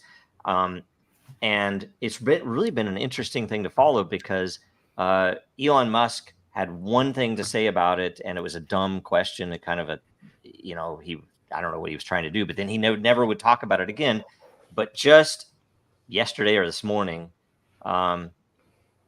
they've reversed it without saying anything about Authentics. They switched it over to Stripe, right? So they're going to verify identities on Stripe, which is a win. Sorry, I meant to be sharing this. Is a win for the fact that this happened, because there were a lot of people posting this, and Musk, because we are not in the elite groups that he will repost or comment with, he was not commenting to anyone about it. But it was a really pointed thing and something very interesting about what's going on in the world. So anyway, that was a win for a lot of people trying to get him to do something about that, because a Mossad company should not be verifying Americans' accounts on X. Right? I think we can all agree about that, right? So, I mean, even that's the role they've shifted into to a certain degree, though. They've kind of become the world's provider of gray space information warfare data. Well, they've become their own. They're just collecting it all. They've commoditized it, right? You hire a contractor there if you want to buy instead of spy. Yeah, you can look at a lot of that stuff. The related companies. There was a Dutch company that was related to this same set of people and companies that was responsible for, I think, 15 or something out of the 17 hijackers on 9/11, letting them on a plane. They were responsible for letting one of the bombers get on a plane from Europe into the U.S., the shoe bomber. They were responsible for a couple of them getting on even without passports somehow. It's almost as if it's a false flag machine. But all of these, Did you know the shoe bomber's name was Maxwell Smart? No, I didn't. That's funny. I made that up, but if you get that. Anyway, that's good. Yeah. That's actually pretty good, right? Okay. Let's see here. Another piece. This is Go ahead. I just a question is that everyone says in government Israel's our greatest ally. And yes. I was questioned why. What did they do? Like, I know Britain. I mean, they've like anything. Time we go kill people, they're like, here's some right our there people. With us. Here's some of our people, and but and I know that hurts British, but they're our bitch. They really are. Like, we tell them what to do, and they do it. And they have said this is really wrong, and we've said you're going to do it, and they backed down and said, okay, we'll do it. So many times, but like them and even Canada has like been there. I don't know, like, what do besides intelligence, like what is the basis for them saying our greatest ally? There usually is something, but propaganda, boomer propaganda for people who watch Fox News. That's what that is. Well, our greatest ally. It's just one of those repeated things, right? It's a bromide. It's been repeated for long enough that people mostly believe it's true because they've heard it repeated so much. Yeah, well, like you think Tom Brady's the greatest of all time.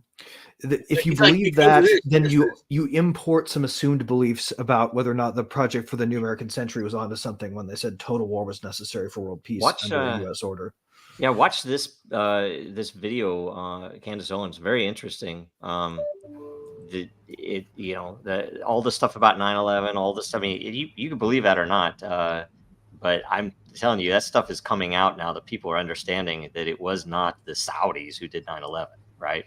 So, and there was an interesting thing, and I don't have it in front of me, so I'll probably get some of the timing on this wrong, but New York Times or someone else made an article about how the CIA was involved with it was either JFK or 9/11. Okay. JFK.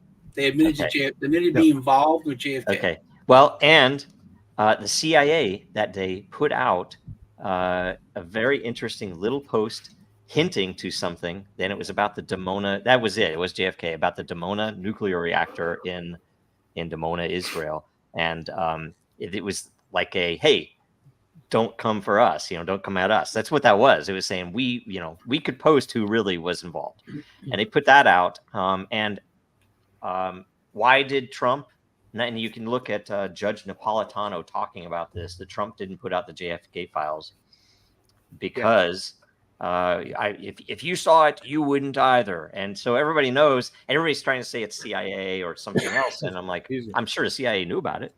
I'm sure the FBI knew about it. And there's probably some pretty frank talk about when they invented the conspiracy theory smear as a good way to smear people who are actually trying to tell the truth. Look at every conspiracy theory written about in the general press and New York Times bestsellers, right? And there's only one. Really?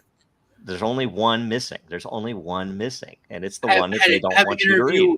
I have an interview with Johnny B that I did like last week, and I told him that it's an invented term, conspiracy theorist. It's like bad, but every police officer in the world is by definition a conspiracy theorist, especially any detective. Conspiracy is two people working together to commit a crime. It's a crime. You can get charged. You're charged with conspiracy. It's an actual crime here in the U.S. You go to court, you're charged with it. So there's just one definition, right? But by definition, every police officer is a conspiracy theorist. You have to have three, right? Three or more, right? Anyway, well, no, you have to have one primary actor and one facilitator to have a conspiracy, or you have to have three facilitators of an incomplete act or more. Like I have a question for y'all about a current event that the comedy thing where the two Nazi guys were like, hey man. Oh yeah, are we the baddies? Are we the baddies? Yeah. Right. So I'm watching, and granted, it's that Tommy guy from Britain, and I talked to Lisa about this. There's this huge gathering. I don't want to say it's a protest. It was this huge gathering in London, like over 100,000 people, and he's on stage, and he said, I'm going to show you some pictures. And I watched it many, many different ways to make sure it wasn't doctored. And I want you to be loud and tell me how you feel. And he showed Hillary Clinton. And it was like, boo, boo, boo. He showed Nancy Pelosi. And he showed several other of our politics, none were British, right? Or EU. And then he showed Trump. Everybody's like, yeah. And then they all started chanting Trump, Trump, Trump in a British accent. And then he says, we need you, Trump. We need you, the United States. This is the most important election in the history of the world. It's not just your country. It's a Western civilization, and we're all gonna fall. And anyway, saying all this stuff, and I thought, oh my God, is this globalism? And are we doing it this way? Are we sneakily making the global government by going the conservative route?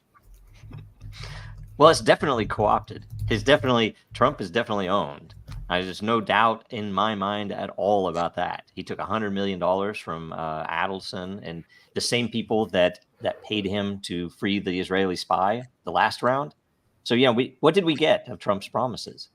We didn't get shit. We got an Israeli spy freed. We got a bunch of rappers freed. We did get fast mode on dishwashers, and we got shower heads that are not measured by or measuring their flow rate using all the heads combined. That did happen. That was good. Hold on. You know what we got under Trump? We had a slower run to the destruction. Yeah. Of the financial he just cooled world. It down. He just slows it down. The plane is going down. There's nothing we can do. He was able to pull up on the stick a little bit. That's all The mountain is still looming and coming by faster. design. That's what they want him for. They want him in now to cool it down so that all the right wingers who haven't completely awakened from the little bubble.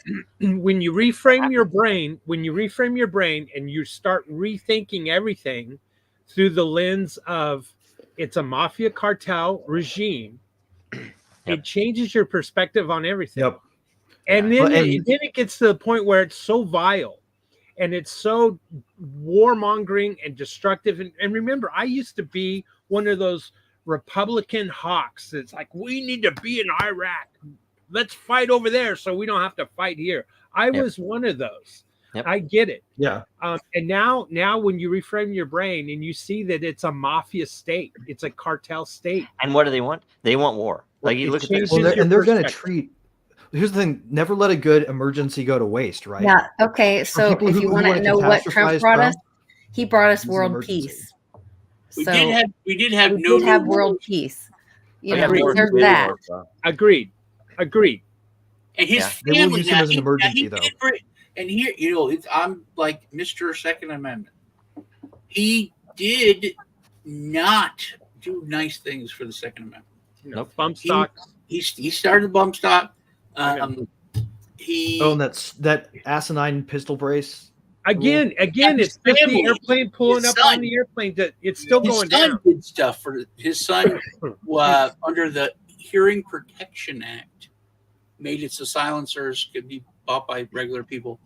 Now, the biggest thing that proves to me the government is scared and hates the Second Amendment, they're making it. Some states have made it against the law for you to buy body armor to protect yourself. I don't think they're scared. I think it's it's part of their strategic office. Literally, it's part of their plans. It's like I'm not joking. I think they realize the next phase their plan won't work. If I had kids in school, I would buy them. Well, I will say, Sean, as a wannabe lawyer, I will say that the right to bear arms doesn't have anything to do with that defense. It is, it doesn't say that I have a right to buy body armor. It's just that I have a right. I'm joking, of course. So, anyway, you can have two things that are opposed, and they can be furry, and they can have claws. It's bear arms. What's unclear about that? Yes. No. So this is funny though, because this is Financial Times saying that President Xi told Ursula von der Leyen, is that how you pronounce it? Mm-hmm. See, how did I not? Who's the EU president? They have a president? I'm sorry. Yeah. They tried to bait China into attacking Taiwan, which we all know that they do this. We all know that this. It's just so crazy to me.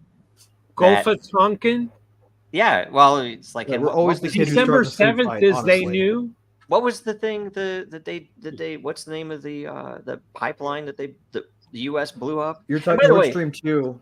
Yeah, Nord Stream 2. So then, by the way, I do think that we all need to start calling people out, like say Kim.com, who I follow, super interesting content and a great supporter of Assange. I think that he was the one who, I don't know, somebody donated Bitcoin to fly him out because the Australian government was going to charge him $500,000. So somebody donated Bitcoin for that. And if I understand correctly, Assange dropped $500,000 for his flight.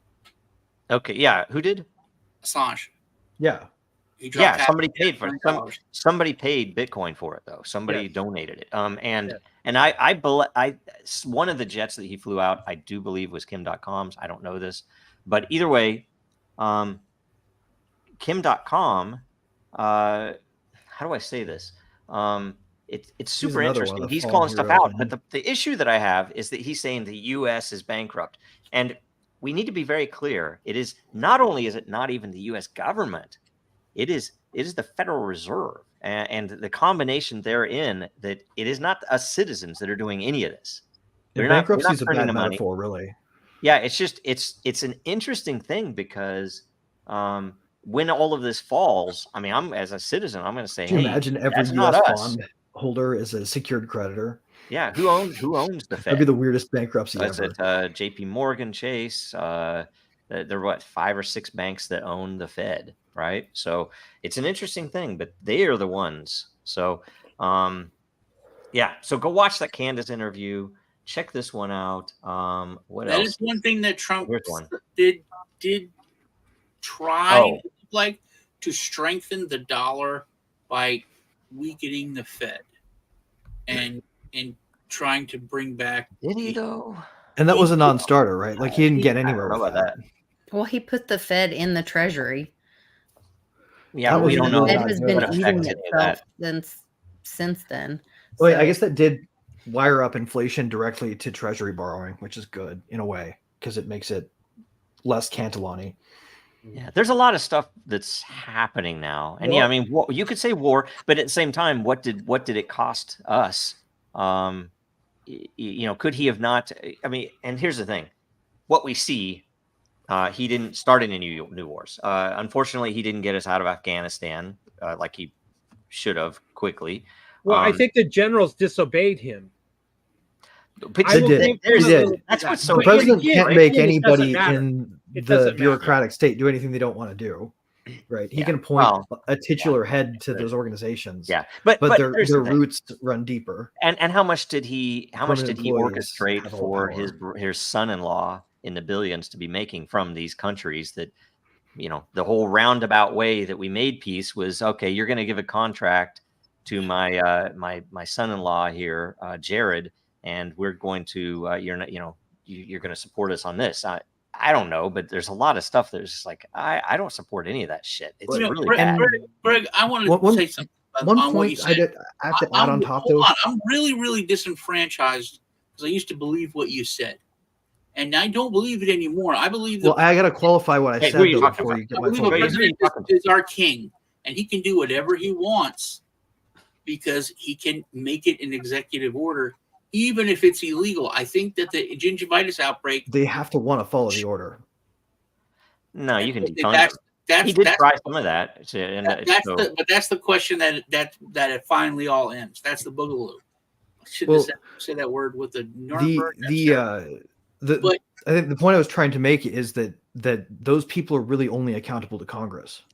That we're paying attention to the wrong damn election if we really do want to make a last-ditch attempt to vote our way out of it. Well, Congress is controlled. Congress has been conquered. Congress right. has been No, they're not. They're not controlled. They're just a nexus of power. Government. They do the we just understand them backwards for a few months, and then the Supreme Court can fix it. But we live in a time where the president can do whatever he wants. It's illegal, and it'll get fixed, but not for a few months. They have absolute power to do illegal things, and now even agencies that aren't them, like with the ATF and SEC, they can do whatever they want for 3 months. At least, if not more. Yeah, it depends on how long they can delay the litigation. Exactly. And if they keep doing legal stuff, the Supreme Court's not going to be able to even get the stuff. That said, if there's Congress calls them in, they'll stand on their fucking heads and lick their toes for them, right? Like, those guys will pay attention to Congress, but they won't do what the president orders unless they want to. Well, talking about Congress, there's two items I'd like to talk about. One is the Federal Reserve possibly hacked, but the second one, maybe we'll jump to that one instead. Is the Mayorkas being? Is it Mayorkas? No, it's Garland being subpoenaed and now possibly arrested if the House votes a certain way, which the Republicans have a slim margin. It's probably all part of the clown show. But anyone would like to talk about that or discuss that? Because here's the rule of law. If there is law, if we have Bannon that's going to go to jail and we have Navarro already in jail, the head of the DOJ, shouldn't he's disobeying a direct order from Congress to provide he can get to that level of position without knowing what he could leverage over people, and his position gives him access to a lot of leverage information. You mentioned should he go to jail just like the other two? He probably ought to. Or is it just a clown show? I think it's just a clown show. I think it is. It's a distraction, honestly. There was one congressman who they're talking about the budget, and he was talking to Mayorkas, And he said, you put in this new thing, which has never been in the budget before, that with the money that you're requesting, you can do whatever you want with. It's worded in legalese. But basically, you can give us, $20 billion to run Homeland Security, ICE, whatever, and we can do whatever we want with it. He said, you're saying here you can give it to non-government organizations. You could theoretically defund ICE. You could defund all of this just without asking Congress, without doing. Did you say defund ISIS? They should probably defund ISIS. Did you guys notice how all the cars still totally keep driving without hitting each other when those lights go off? Well, it's not the street lights. It's the surveillance cameras they're taking down. Well, the street lights are with them. The traffic signals are gone. Yeah. And the cars do not run off the road. Yeah. But the beauty is the cameras are gone. That's anarchy. The cars don't run off the road without tricks. This video has that's anarchy. The cars are fine. Cameras being cut down. There's one there. No, it's totally fine. Here, one in the distance. Yeah. It's amazing. I'll bet you if they left it alone, there wouldn't be any more accidents at that intersection than there were before. Here's another one. And there may be fewer. Go, I say, or whatever it is. We need to raise more money for more saw blades. Seattle to use illegal immigrants to bolster depleted police. So defund the police, but now you're going to get illegal aliens being your police. Is that interesting? Wow. It's the fall of Rome all over again, isn't it? The Tucker Carlson thing, did y'all see that? Which one? Well, he was over in Britain, and this girl basically said, you said this about white people and you're racist. And he's like, when did I say that? Cite that, or you're a liar. And he actually, he's always super calm. Oh, that's in Australia. He said, this is, I just met you and you're starting off our relationship with a lie. So it's going to be hard for us to be friends. And I've never heard Tucker Carlson be as hardcore as he was with. I have that up here. I didn't get to watch it yet. You gotta watch it. It's a takedown. It's like what's that Joe Rogan that meme where there's and he goes like Yeah. Speaking of brutal takedowns, did you guys see Dave Smith take out what was his face on on the Vax and all that? Yeah. Yes. Oh, that was good. No, it was over ivermectin. It was a debate on Patrick David. Patrick David. Yeah. Oh, it was good. It was really good. Okay, I'm going to no holds barred brutal. It was fantastic. He did not let him off the hook. I'm going to. If you guys want to watch that right now, I have it marked. I didn't get to watch it yet. It's pretty long, but it's 5 minutes. Yeah, let's go out on it. It's a home run. Yeah, we can go out. We got time to go out on it, and then we can come back and we have to do real quick checkout. All right. Okay. So let me see here. I think I have it here. I think it has. I do believe it will have audio. If it doesn't, tell me right away. All right, and I'll try to be quiet. So much for your address today.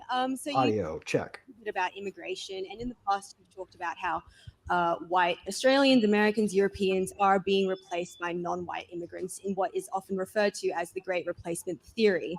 This is the same. Have I said that whites are being replaced? Well, no, I don't think I said that. Well, it's been mentioned on your show 4,000 times. And really, when did I say that? On your show. I said whites are being replaced? You have said that before. Really? Yeah. I would challenge you to cite that because I'm pretty sure I haven't said that. I said native-born Americans are being replaced, including blacks. Native-born Americans. Native-born Americans. And Americans who, like Black Americans, have been African Americans, have been in the United States for, in many cases, their families over 400 years, and their concerns are every bit as real and valid and alive to me as the concerns of white people whose families have been there 400 years. So I've never said that whites are being replaced.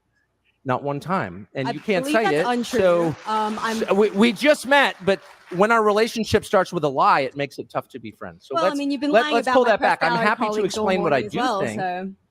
Well, you actually can't say it because I didn't say it, and I don't believe it, and I'm telling you that to your face. So why don't you just accept me at face value?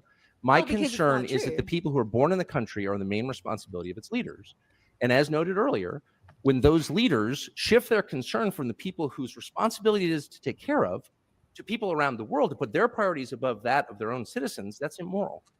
And they are being replaced in my country, people who are born in the United States. And the birth rate tells the whole story. They are not at replacement rate. And so the U.S. population is growing because we're importing people from other countries.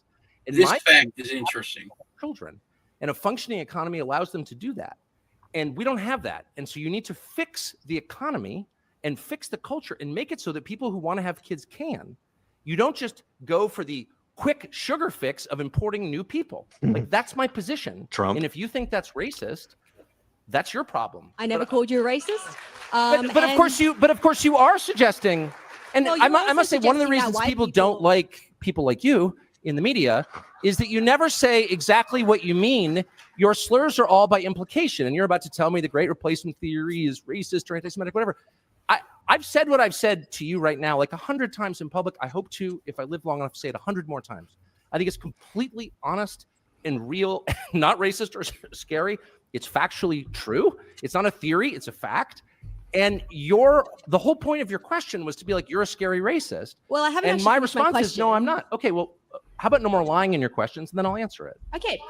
Well, this is the same theory, or as you say, idea, that has inspired the New York Buffalo shooting, where 11 black Americans were killed. You know what I mean? Americans were killed. Like, and it's also inspired. It's not. First of all, it's inspired one of the worst Australian guns how do of they all get time people to this shoot stupid in the media? I guess it doesn't pay well. Look, I'm sorry. I've lived among people like you for too long, and I don't mean to call you stupid. Maybe you're just pretending to be, but I'm totally against violence. I'm totally against the war in Ukraine, for example, which doubtless you support. And like all dutiful liberals, support more carnage. I don't. I hate mass shootings, actually. Nothing I said, what does it mean to inspire something? My views are not bigoted against any group. They're honest. They're factual. That's not hate. That's reality. And my views derive from my deep concern for Americans, actually. Americans aren't having kids because they can't afford to. And nobody in charge cares. And so that's my position. That doesn't inspire mass shootings. How dare you try to tie me to some lunatic who murdered people? How dare you, actually?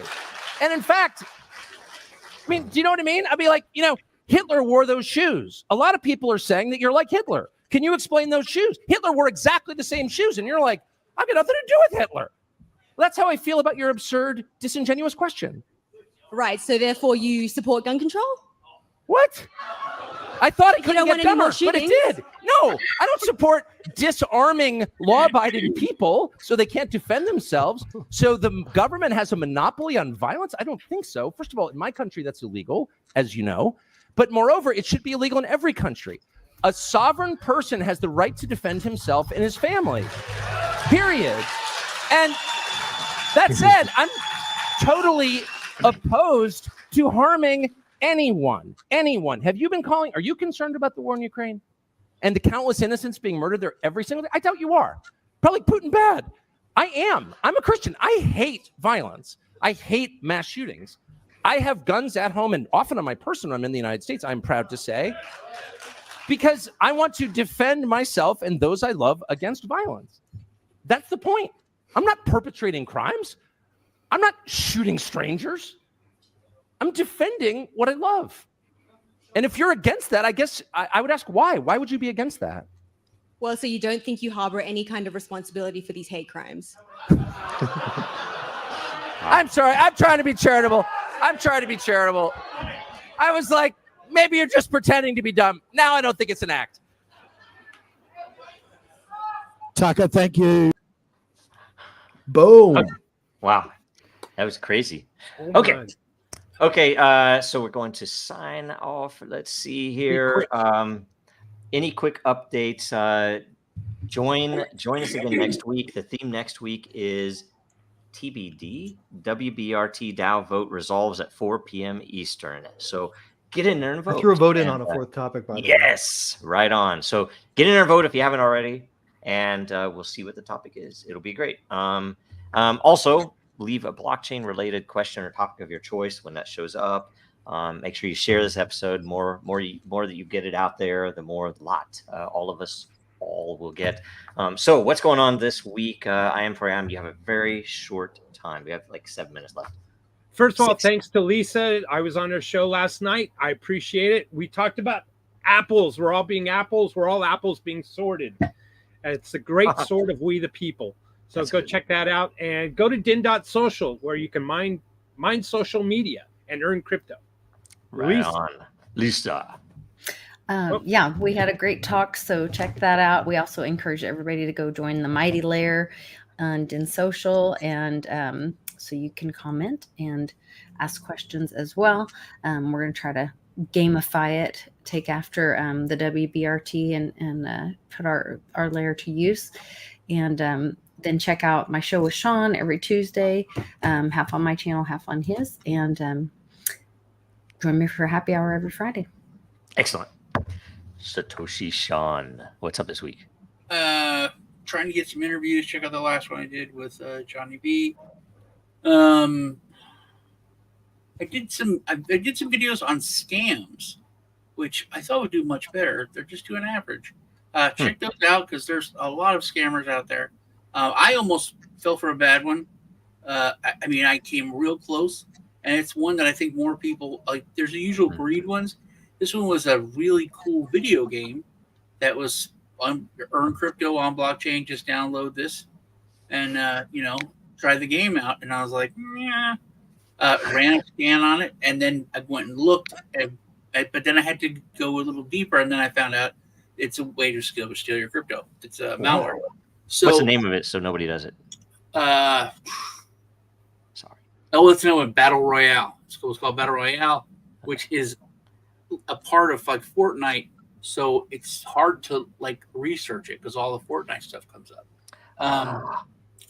And then I had something clever scammer, real quick. Clever little monkey. Yeah, go ahead. And which you can ask other people this. I thought it was interesting. If I was to offer you each $10 million, give you $10 million, what would you say? Yeah, what would you say? I'm game. What's it? Well, no, I would want to know what the conditions were. Would you say thank you? Would you take $10 million? Oh yeah, I'd tell you thank you after I got it. Yeah. Now, okay, one catch is that you don't wake up tomorrow. Conditions unfavorable. I'm gonna pass. Would you take it? I don't know. I've been in crypto for how many years? So it's like a little tempting, actually. Like, maybe I'll take it. My family's more important to me. And like, I might take that. No, I would go into debt with you for $10 million to not die any tomorrow. Okay, not die tomorrow. So my point is that when you wake up tomorrow, you know that it's worth at least $10 million to you. It's not $10 million. It's worth more for you to wake up tomorrow. So the current rate of inflation will be worth my bank account in 20 years. Every day is every day worth $10 million when I wake up. It's like most days compounding. Yeah. Very good. Very good. That's a great point. And you don't need money. And it's, by the way, number go up is bullshit. So you don't need money to have a good life. True. So it's more important to have a good life and then let that make us money. So Greg, you need money mostly to not have a really bad life. So get what you need to feel comfortable and stop there. Then you can. You will own nothing. You will own nothing and be happy. Greg, what else is going on this week? I just wanted to really quick drop a bug in everyone's ear. Now that Julian Assange has been freed, you can go to cryptome.org, and while you're being a good data citizen and downloading hard copies of all of the files that they forced WikiLeaks to take down, just in case they go after crypto. Yeah, because they will. Everybody should capture that stuff. You should check out everything else on there. It is a treasure trove of information. It's been closed since he was trapped in the embassy, and all that information is back on the web. And there's just some beautiful. So that wave file I forwarded to the channel earlier, there's audio recordings of the current CIA director explaining how MK Ultra resulted in drug based interrogation techniques. Wow. You can just listen to him talk about it. It's fucking amazing. Okay. Sorry, I had to cut you short. We don't have much time. Someone's going to start a podcast playing those recordings. What's that? Someone's going to start a podcast playing those recordings. We should do it, shouldn't we? Yeah. We should do it while we're Anyway, this week, follow Dracario World on X. We're still giving away gateway keys, and we're working on something that would be a really fun ending to the giving away of gateway keys that would hopefully launch the whole project, but more on that later. So, but Dracario World, go and win a gateway key. It's the only way you can get an egg this first time. All right. See you guys. Thanks. America's not the government, people. The America is you. It is the Grand fucking Canyon. the Rocky Mountains, the deserts of the Southwest, the Pacific fucking Ocean, the Atlantic fucking Ocean. It is the grandest continent. And what the fuck have you people done? You have turned yourself into sheep, every goddamn one of you.